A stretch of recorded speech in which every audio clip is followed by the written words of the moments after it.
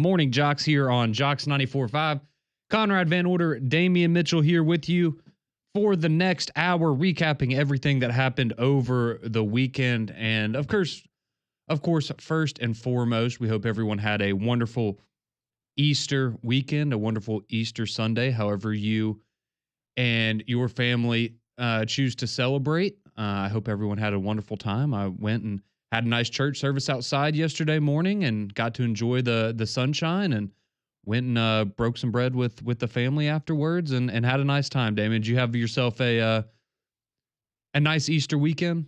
I did indeed, man. I did indeed. Went down to the country, got a chance to hang out, the early morning services. Actually, one of my friends from elementary school, which his family, they ended up moving as we got older, but he ended up bringing the message yesterday. And shout out to Trevandis Gardner, one of my good buddies back in the day, man. He came in, and it had been years since I seen him. And I walked into church, and I kind of looked at the pulpit. I was like, wait a minute, he looks so familiar. And sure enough, it was him. And it was a great time. Just a wonderful time, man. Just it's good. Of course, we know Jesus is the reason for the season, and we had it was amazing. It really was. It really was. Well, good. I hope everyone else out there had a wonderful Easter weekend as well. And now we are here back in the swing of things, and we have a lot to get to today. So you had the Stallions in action over the weekend. The Braves finally maybe turned a corner over the weekend. So a lot of positives there. We have some news out of the transfer portal finally for a team here in the state. And no, it's not Alabama. It's that team on the Plains finally making some moves there. And of course, we have to start off though with the resolution to the story that has pretty much dominated the college football world now for the last couple of weeks. And of course, that is one Nico Iamaleava, the former quarterback of the Tennessee Volunteers. And as we've kind of followed this story over the last few weeks, from him sitting out practice to the rumors of the renegotiations, and then all of that seems to go south. Tennessee decides to part ways with the former quarterback. He goes in the portal.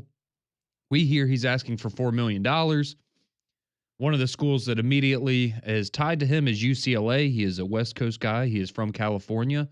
And so potentially an opportunity for him to go back. And we were waiting on the official announcement, and we didn't get it until last night, but we did finally get it. UCLA makes the announcement that Nico Iamaleava has officially transferred and is a UCLA Bruin. So he will now be presumably the starting quarterback for the UCLA Bruins this upcoming season. The NIL deal that they agreed upon, reportedly right around $1.5 million. So for anybody at home playing along, basically, from what we understand, that would be a $700,000 a year pay decrease from what he was getting at Tennessee before he kind of upset the apple cart and decided that he wanted a little bit more money.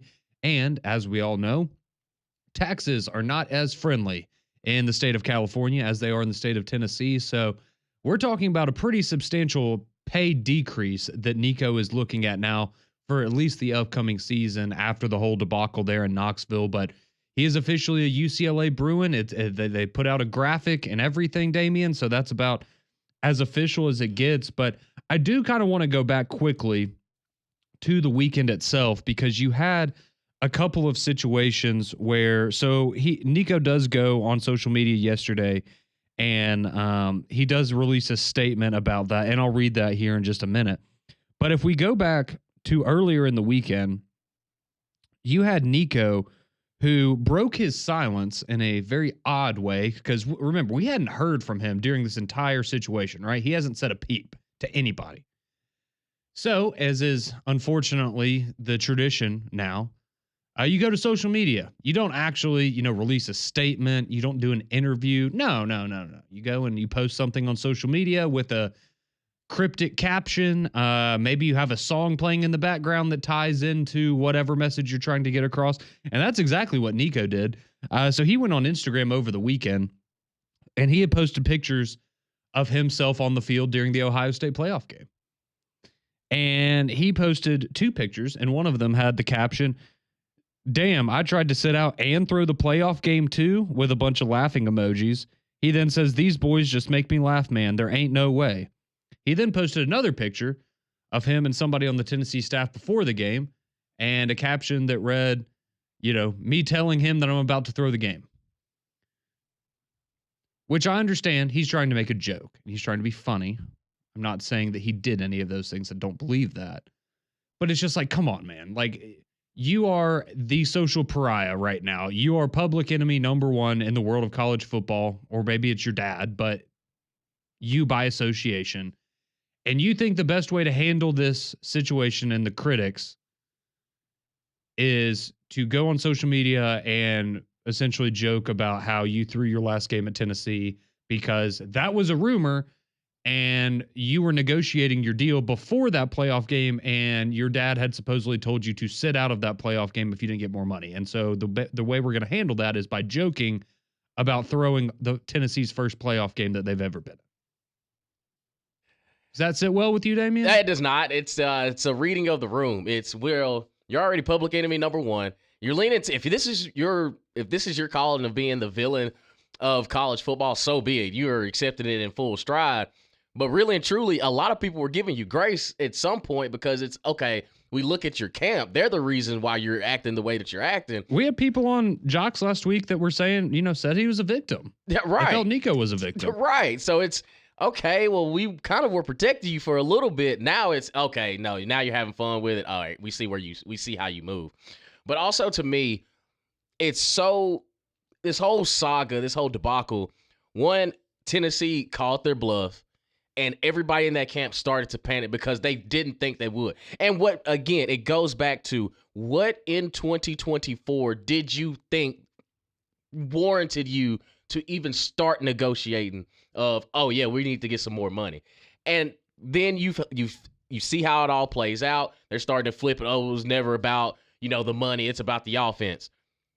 And you gave us stats about UCLA last week, and it's, do not tell me that it's the offense's issue when you are going to an actual worse football situation, a worse offense.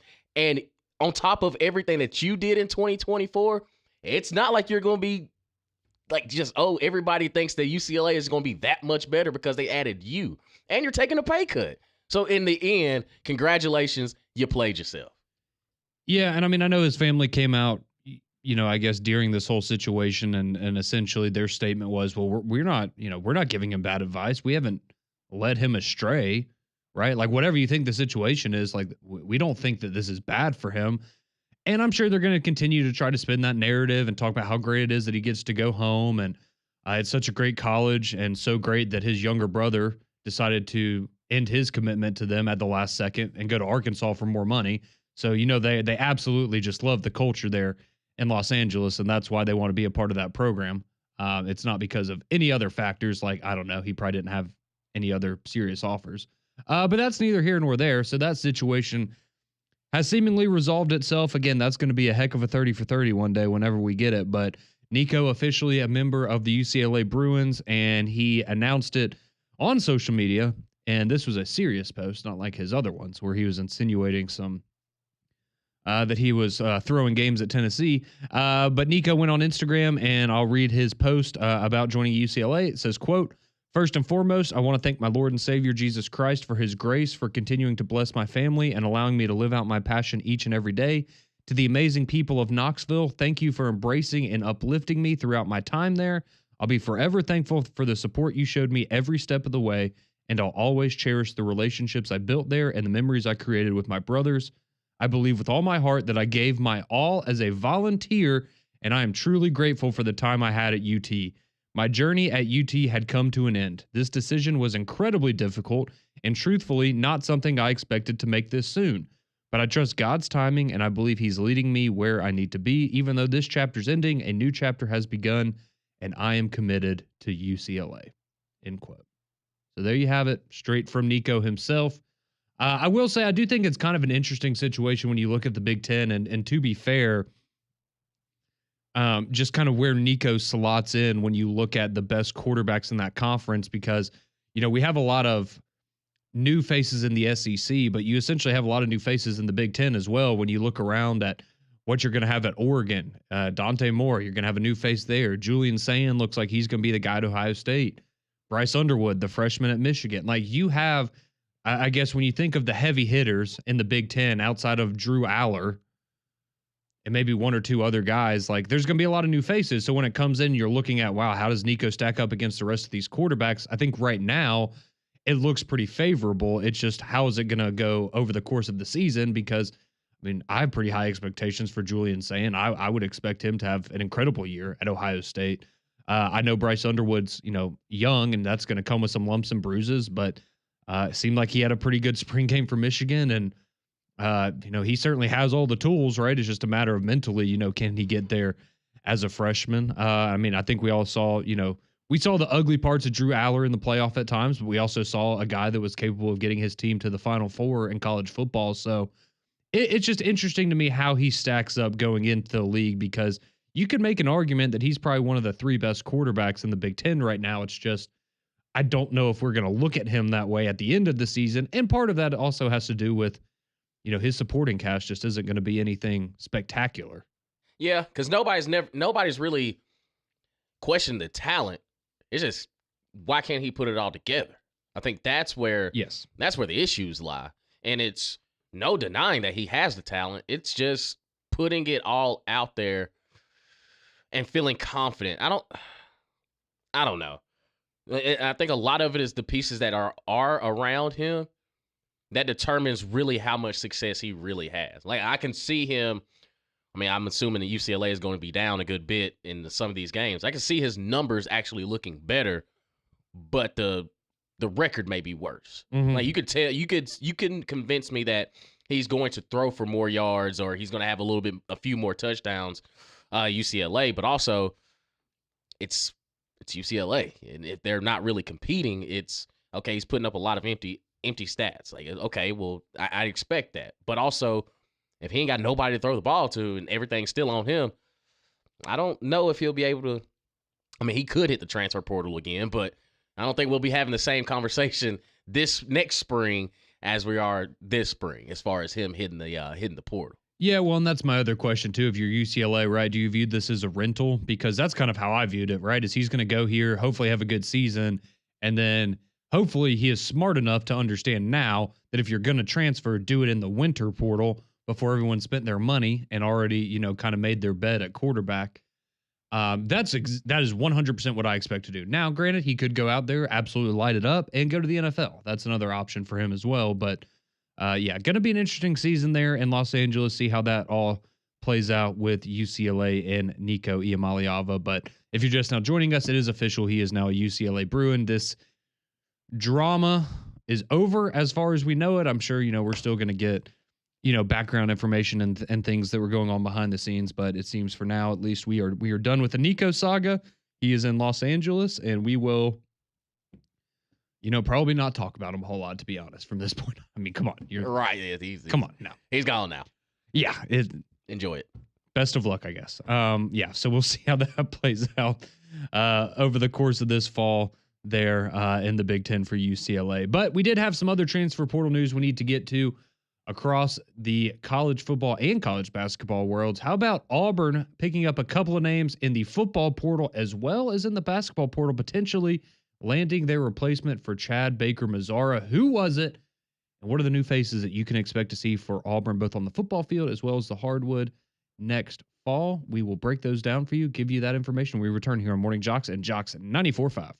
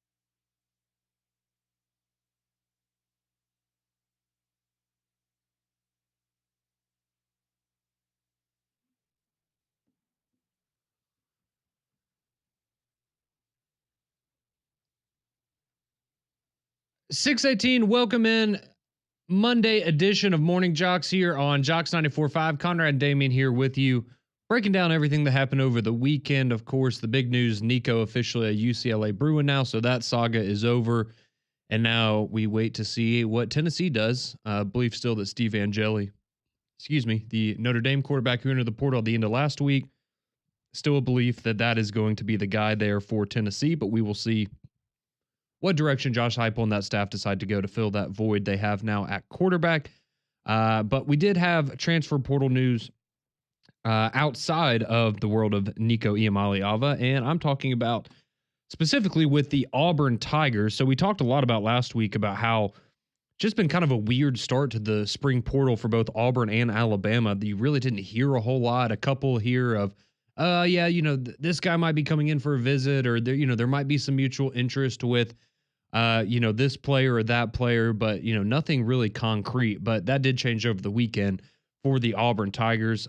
So you did get a reunion of sorts with Jay Hardy, who started his career as an Auburn Tiger. He then transferred to Liberty, so he's just been on the Hugh Freeze carousel for his college career. But he now comes back to Auburn, a defensive tackle there for Liberty the last few years. So last year, didn't play quite as much, only ended up with 7 total tackles, no sacks last year. He did have 2 sacks in 2023 to go along with 31 total tackles for the Liberty Flames, but Auburn gets some depth there up front on the defensive side of the ball, and somebody that's also familiar with Hugh Freeze and the program and the way that things work there. So Jay Hardy comes in on the defensive line to give Auburn a little bit more depth up front defensively, and then you also went and helped out the middle of your defense by getting a linebacker, Caleb Wheatland from Maryland. So he comes over. He spent the last 3 years there at Maryland. Last year, 42 total tackles, 4 sacks for the Terrapins there last year. So a nice piece. Again, we know that Hugh Freeze, he came out after the spring practice and essentially said, linebacker was going to be a position that they were certainly looking to bring in some veteran experience because they like what they had there from a youth perspective. But you also, you want some guys with experience there at that position. And that is exactly what they went out and got with Caleb Wheatland there from the Maryland Terrapins. But you did also have some news on the basketball front for Auburn, as according to some reports, this is maybe their response to the Chad Baker-Mazara situation, somebody that they feel can come in and have a similar role on the team next year. But it comes from the D2 level. He's one of the top D2 players in all of in the entire country. His name's Elijah Freeman. So last year he was a freshman, 6'8", small forward. He averaged 19 points, 9 rebounds per game. How about this, though? Shot 46%, not from the floor, from 3-point range. Shot 57 from the floor, 46% from deep. That's a nice clip. That'll play. That'll play. That'll play. If you're bringing that to the SEC, and let's be honest, that's probably going to come down. But I mean, even if you're if you're right around 40% shooting the 3 ball, that is certainly going to play. So Auburn hoping that they can get a spark there. And Elijah Freeman, the transfer from Lincoln Memorial, a Division II school, but one of the leading scorers there at the D2 level. And again, as I said, some reports saying that this was, how they viewed their response for Chad Baker-Mazara. Based on some of the numbers that have been thrown around there, I'm going to assume that they got him for significantly less than a Chad Baker-Mazara. Oh, yeah. And I think that was, just if you feel like you can get, 90% of what Chad Baker-Mazara brought to the table for 50% of the price. Congratulations. Not a bad business decision in my opinion. So another nice addition there for Auburn. So Bruce Pearl continuing again. He's doing in my opinion, a pretty great job of rebuilding this roster for the upcoming season, because we knew for both them and Alabama on the basketball front, there were going to be a lot of new faces coming in. And I think so far, both of them have done a bang up job of putting these rosters back together and continuing the tradition where, these are teams that we should expect to, maybe they're not going to both be in the top 10 of the preseason poll, but they're certainly going to be in the top 25 and are going to expect to compete for an SEC championship. So nice to see Auburn continuing to piece together that roster there on the basketball front of things. Quickly on the Alabama side, as far as football is concerned, still really not a whole lot going on. But we do know now that tight end's been a spot that Alabama's been, they just been thin at, especially throughout spring. They had a bunch of injuries. They had their top 3 or 4 tight ends were unavailable throughout the spring. And we knew that was an area they were going to try to get some more depth. And it looks like they might get that. And former Troy tight end Brody Dalton, so he's going to be visiting Alabama and potentially filling a spot there at the tight end position. But again, I mean, that's it for Alabama. So on the one hand, you look at it as they haven't had anybody go in the portal really outside of, I think I saw a walk-on or two that decided to transfer. But in terms of guys that you're looking at as, contributors this year, you've done an excellent job, both them and Auburn, of keeping those guys in place. So maybe that was, kind of the plan for the spring portal was, hey, if there's somebody out there that we absolutely think can help our program, and come in and play immediately, sure. But I think you're also seeing from a depth perspective, hey, maybe let's just kind of shore up some of these guys we already have in-house and make sure they don't leave, and then kind of prevents us from having to bring in somebody new and relearn the system. And you feel like you're getting the same thing. You're just keeping your roster together. So maybe that's been the plan. And I think you don't have to do as much teaching in fall camp. Like now it's okay. Well, yeah, absolutely. Yeah. It's like just keep the baton going. Everything that we taught in spring, kind of the basis and the foundation of what we learned. You take it into fall camp with guys that are, a little bit more experienced. They at least know what they're expecting getting into fall camp. And like you said, it's just a few immediate pieces that, hey, we're building some depth in some areas. You always take those. But for the most part, with it being, quote unquote, quiet in the transfer portal situation, means that a lot of these coaches feel good at the positions that they have and let the chips fall where they may. Yeah, no, you're absolutely right. And, giving credit where credit is due, had a pretty good weekend if you're a Georgia fan in terms of the transfer portal, because Georgia landed a trio of transfer players over the weekend. So you have Illinois running back Josh McCray, Miami defensive lineman Joshua Horton, and Army linebacker Elo Madozi. That's somebody we had talked about for Auburn, going after linebackers, and somebody that they were probably going to want to take a look at, but Georgia gets in and grabs him up. So 3 big additions there for the Georgia Bulldogs. And as we know, I mean, in the running back room, you're losing ETN, Branson Robinson. He decided to transfer out, so you're getting a little thin there. So you bring in McCray from Illinois. And then as we know, of course, defense is always going to be Kirby's forte. And anytime you can go and bolster up the defensive front, you're going to do that in the SEC. So some big additions there for the Georgia Bulldogs. How about a former Georgia Bulldog? Didn't see this one coming. We've talked about Jaden Rashada a decent bit lately. And when you couple what we had heard about him, Tulane, Western Kentucky, some other schools that were kind of thrown around in the mix for him, we also got the news last week of Gio Lopez, the South Alabama quarterback that was going to North Carolina. So I was a little surprised when over the weekend I saw that North Carolina is going to be hosting Jaden Rashada for a visit this weekend, or this week on Wednesday, I believe. That was not something I had on my bingo card. I mean, I guess you look at him as, there's a reason he was a 5-star guy, right? There's a reason he was offered all this money coming out of high school. Hasn't panned out, but I guess maybe Bill views him as a long-term project, or you just don't want Gio to get too cozy. You want to, have a little competition going on in that room. But that one surprised me. Right. It's almost like the shopping around a little bit. Like if you're Gio, he's like, hey, coach, I've already signed, and we're bringing in who? Maybe it's just you get a feel for it. And to your point, too, it could just be something that, hey, this is just the nature of the business. We'll bring the guys around, at least let him make the decision on whether he feels as though he could potentially be a starter here or not, or you, like you said, just building some depth for the future. But who knows? But old Bill is taking this recruiting thing, and it's like, okay, hey, I've done it in the NFL at the highest level. Now he had about a 20-year gap between he had to start talking to quarterbacks again, but most of those guys that he would bring in they know they're QB too. But it's a little different though. Him on the recruiting trail now and entertaining these youngins. It's very eye-opening. Well, and let's be honest as well. If you're Bill Belichick and you're trying to get a quarterback to want to come play for you in Tar Heel country, it probably helps when you bring them in and you say, hang on, I have somebody I want you to talk to real quick, and you FaceTime Tom Brady or give him a call and say, hey, can you just Tell him what it's like to be a quarterback for me. Now, granted, based on some of the things that we had heard, maybe it's probably not so nice. maybe, yeah, there's certain things that he's like, Tom, maybe don't mention that. But I have to imagine having Tom Brady in your back pocket certainly helped. I mean, we remember when Dayball was the OC at Alabama, and I remember, the players talking about how, they got to talk to Tom Brady in the offseason and how he would call in and give them advice, and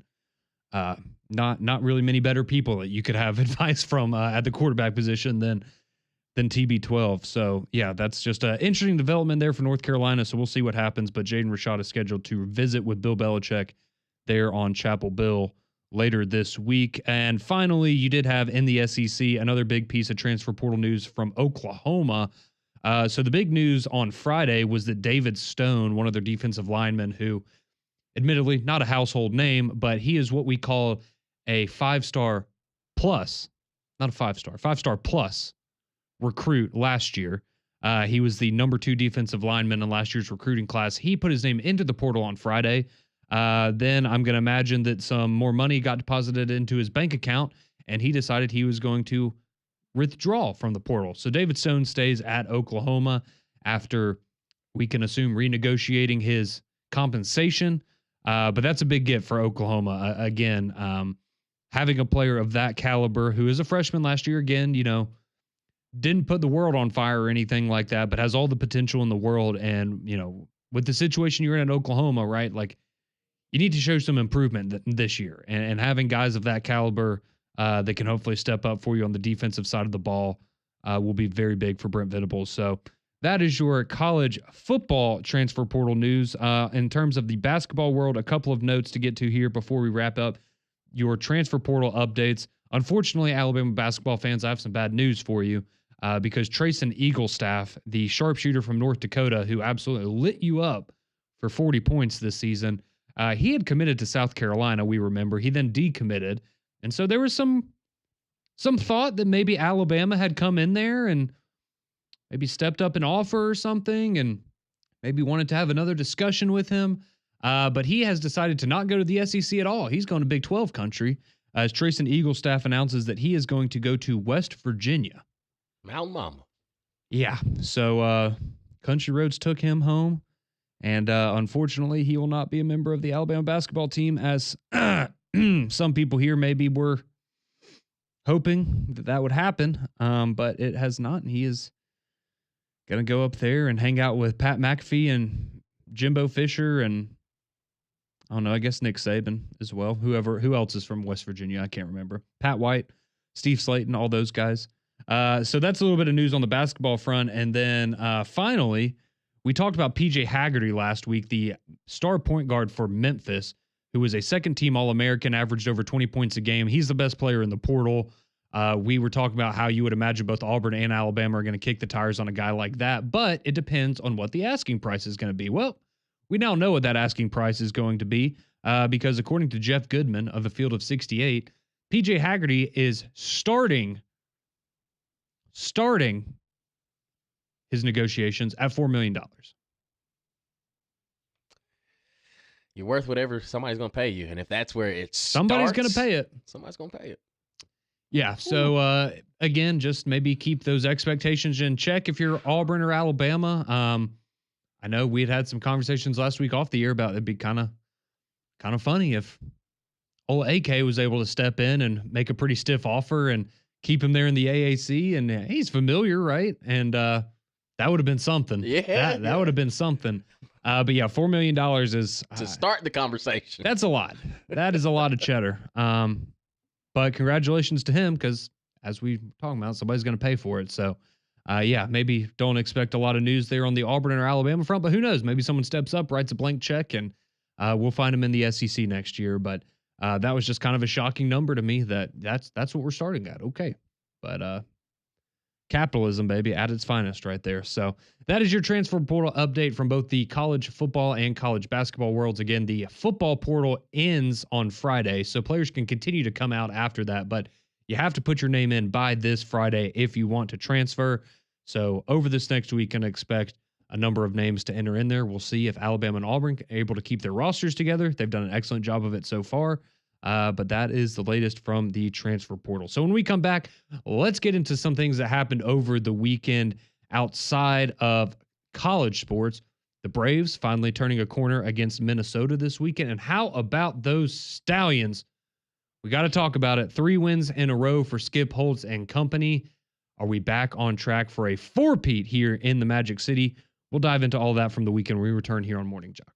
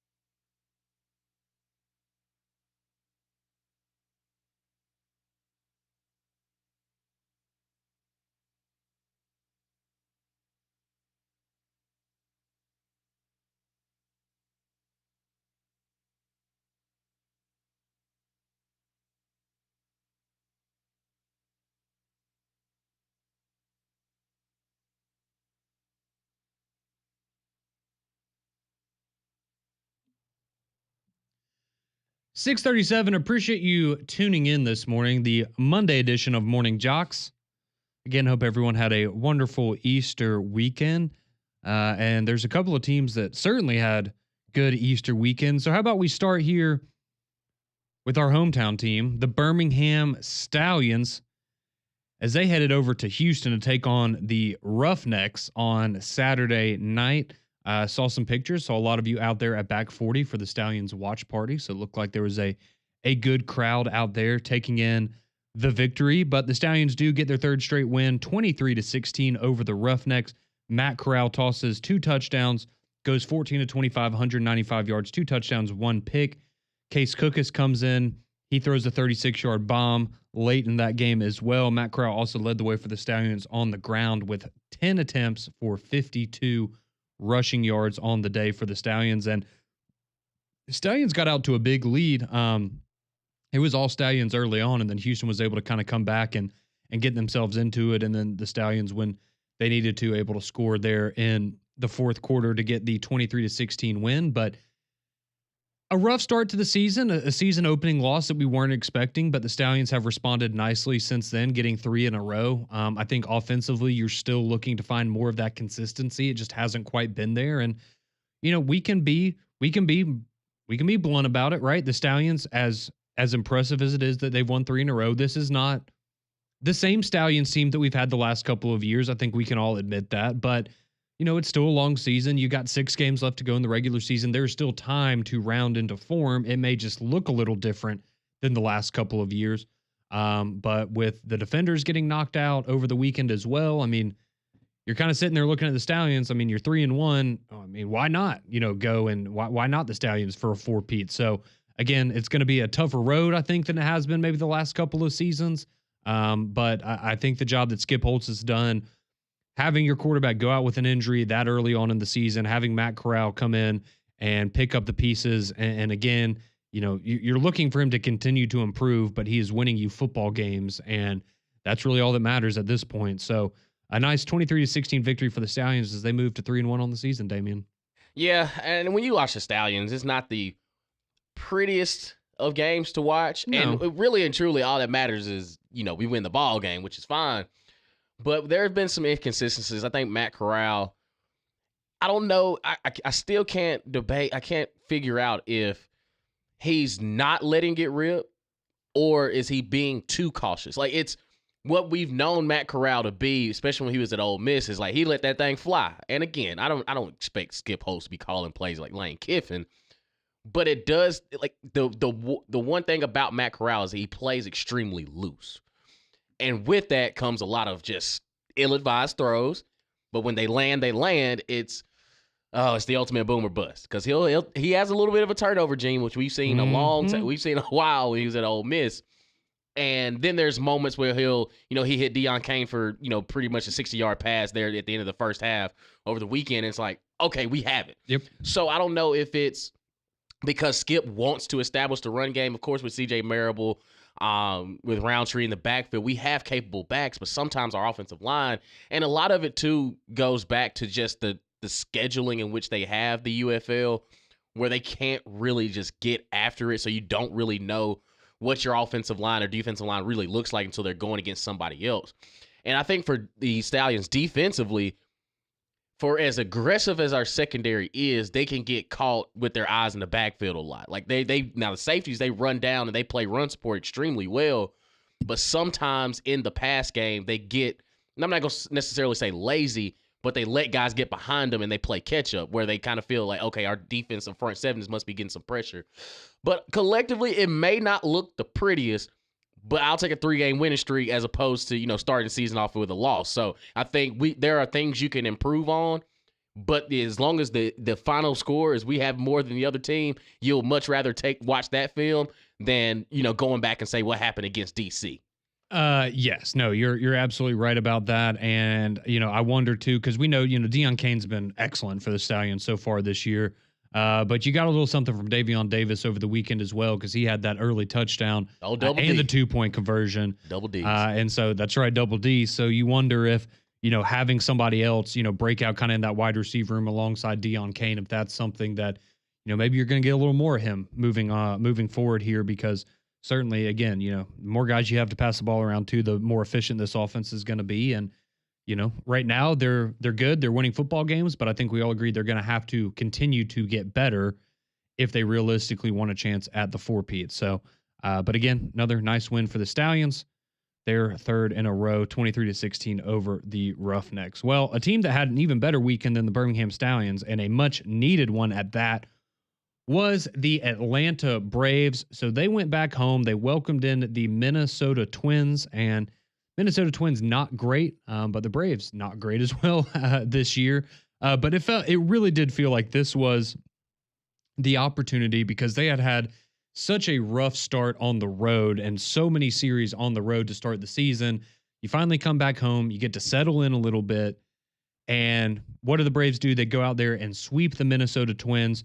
So you win 6-4 on Friday, 4-3 Saturday, and 6-2 last night to bring out the brooms against Minnesota there.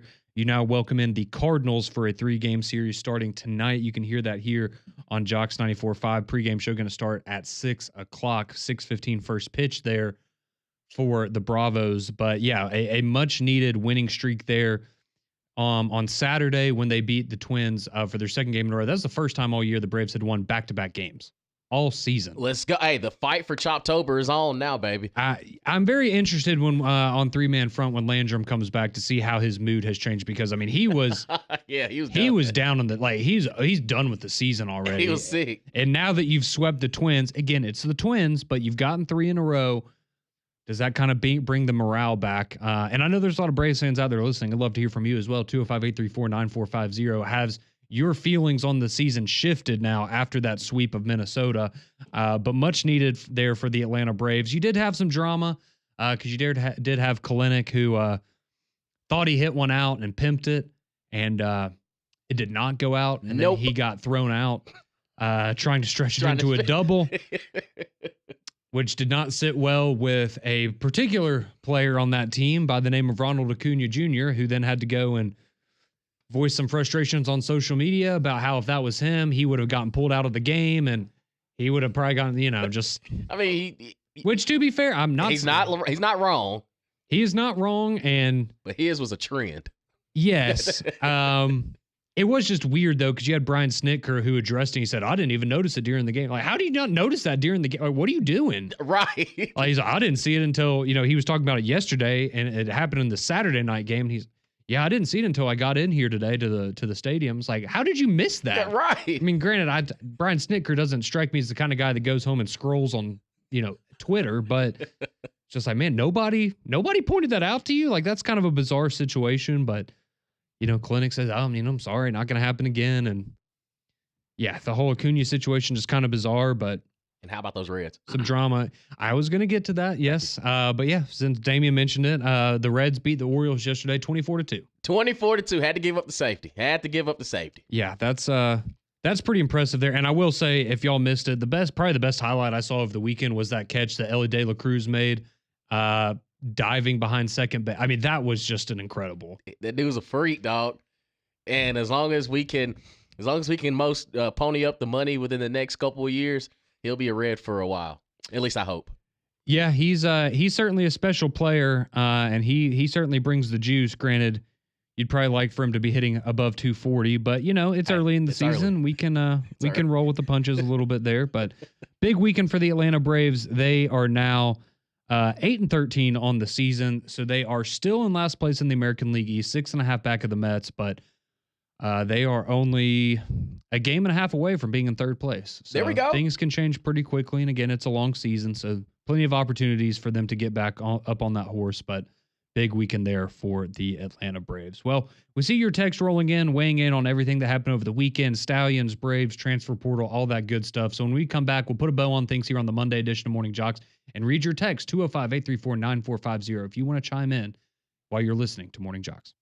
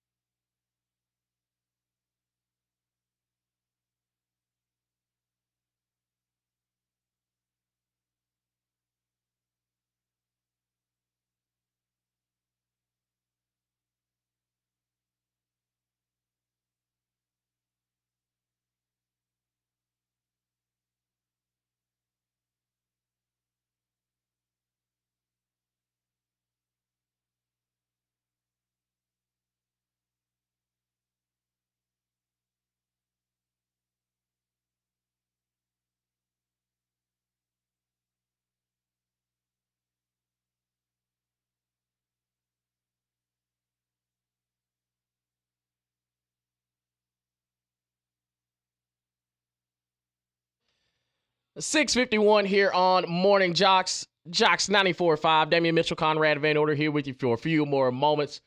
As we get you set for McElroy and Kublik in the morning, you want to start your week off right. Let me go ahead and tell you about our friends at Blue Chew. You know, Blue Chew is an online service that delivers the same active ingredients as Viagra, Cialis, Levitra in chewable form and at a fraction of the cost. It's online prescription, so you don't have to worry about going to the doctor. No awkward conversations, no waiting in line at the pharmacy because it ships right to your door. Let Blue Chew's licensed medical providers work with you to find the right ingredient and strength for your prescription and also enhance that performance in the bedroom. And let me tell you about a free offer that we've got. FREE, that spells free. Go to bluechew.com and get your first month free when you use our promo code JOX. That's JOX at checkout. The only thing you're going to have to pay for is the $5 shipping. That's bluechew.com, promo code JOX to receive your first month free. And remember, your boy DM6 told you, just chew it and do it.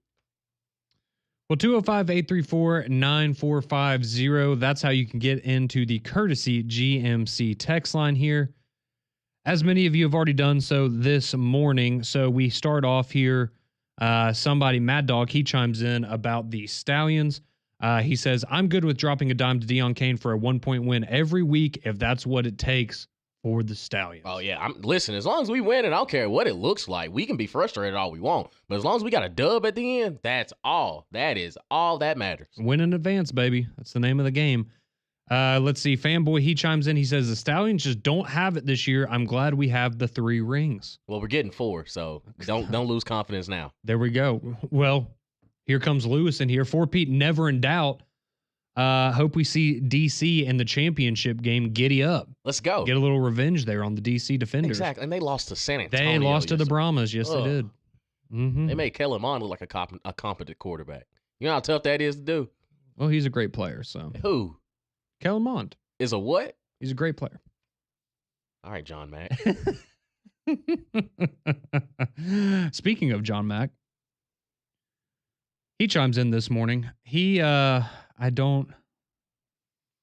this is what it sounds like when Bammers cry, love me some Prince, Big D, gig on Morning Boys. Oh, sorry. I don't really know what any of that means. Can't play that song anymore. When Doves Cry was the song I played. Oh, yeah, that. Yeah. See, I can't play that anymore. Gotcha. No, you. Yeah, apparently not. Well, thank you, John Mack. Appreciate you chiming in here this morning. Joseph, he does ask the question, though. He texted in. He says, if you had a dark horse team to make the playoffs this year in college football, who would that team be? That is a really good question. Are we going UCLA here? Absolutely not. Absolutely not. A dark horse team to make the playoff. I'm just trying to think of, I'm immediately thinking of like the SEC. See, like, is South Carolina a dark horse playoff team? I'm with you. It's because they finished so high last year. Mm-hmm. It's not like they're not sneaking up on anybody this season. So I guess kinda. If we want to go further than that, if you want me to sip on a little Kool-Aid from someone, I might tell you Florida. And punch me in the gut, but in the event that everything irons itself out and it goes exceptionally well, I'd say the Auburn Tigers. I like it. Okay. But it's going to have to work. Yeah, no, We're going to have to get good Jackson Arnold the entire season. You're right. Greg says might be a dirty 4, but it will be a 4-peat for the Stallions. Exactly. That's right, man. And Doug says Nico left because he didn't want to wear orange Skechers in his new NIL deal to stay at Tennessee. I wouldn't want to do that either, Doug. I understand that. Well, appreciate you joining us here this morning. We're back tomorrow at 6 a.m. McElroy and Kublik in the morning. Those guys are next.